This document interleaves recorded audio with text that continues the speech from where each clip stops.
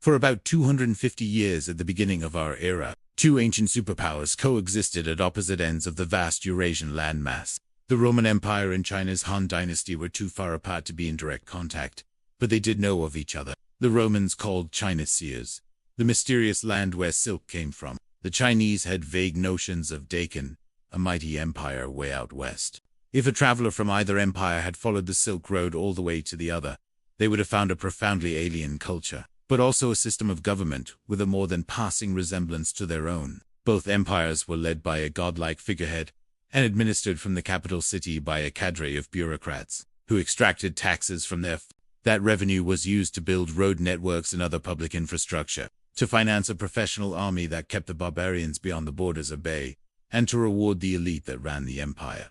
Even size-wise, they were remarkably similar. At their peak, each ruled over a territory of about 1.5 million square miles, and a population of 60 to 70 million. But comparison also invites contrast, and none has been as granular as a recent study that reveals the levels of income inequality within and between both empires. It turns out that the Roman Empire, while certainly no socialist utopia, was much more equal than China under the Han Dynasty. The researchers from Bocconi in Milan, Cambridge University in the UK, and Stanford University in California suggest that the greater levels of income inequality led to instability and eventually the downfall of the Han, whereas the equality among Roman citizens was a contributing factor to the centuries-long Pax Romana. The results of this study contradict a common perception that China's Confucian ideals of social harmony served to temper inequality. Supporting evidence for that presupposition is the fact that the Chinese fiscal system seems more uniform and advanced than any other at that time.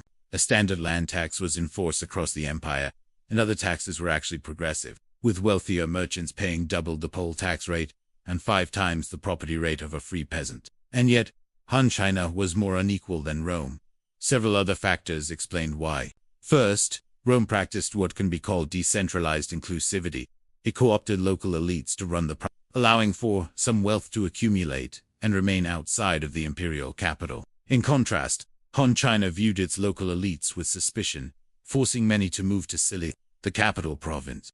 The aim was to control potential rebels, but the unintended effect was to skew the balance of wealth further in favor of the center, at the expense of the periphery. A second equalizing factor in Rome was military spending, which was higher compared to China, and flowed largely to the legions garrisoned in the frontier province. Counterintuitively, China's smaller military budget, possibly the result of fewer external threats, meant more regional economic inequality. Third, Rome's economic system had some diversifying mechanisms that China's lacked. While it is true that, like its Chinese counterparts, the Roman landowning elite hoarded power and wealth, the Roman Empire also had higher levels of trade and larger cities, creating a wealthy merchant class and well-to-do urban middle classes. The Chinese economy was more centralized, tightly controlled by the emperor and his bureaucracy, who collected more taxes from their subjects than their Roman counterparts. It should be remembered that the differences in inequality between Rome and China were differences in degree, not in kind. Both empires were shockingly corrupt, and political power was openly used to accumulate wealth. In Rome, senators and governors enriched themselves through conquest, extortion, and bribes. Warlords like Pompey and Caesar returned from their campaigns with fortunes the equivalent of billions of today's dollars.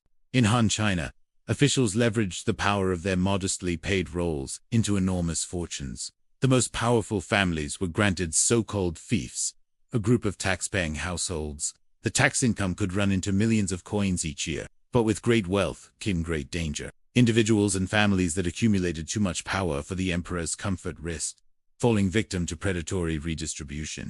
They were purged, and their wealth was redistributed to their rivals. In China, entire clans could fall out of favor overnight. In Rome, to be a powerful senator could be a death sentence. The study authors argue that greater inequality can lead to increasing political instability, and eventually even the collapse of a regime. The driver here is not so much the infighting at the top as the anger and resentment that builds up at the base of the economic pyramid. Previous work by one of the researchers involved in this study shows that the extraction rate for the Aztec Empire circa 1492 AD was even worse than in Han China, 89%. That probably explains why many of the people subjected to Aztec rule sided with the Spanish conquistadores when they arrived. In the case of Han China, extreme wealth extraction from the provinces may have fatally reduced the economic resilience and political loyalty of large swathes of the empire. Shortly after this economic snapshot, taken in 02 AD, rebellion and famine stalked the land. The regime collapsed, and a short-lived rival dynasty took over, before succumbing to a peasant uprising known as the Red Eyebrows. In contrast, Rome enjoyed a 200-year pax romana, from the accession of Augustus, the first emperor, in 27 BC to the death of Marcus Aurelius, in 180 AD.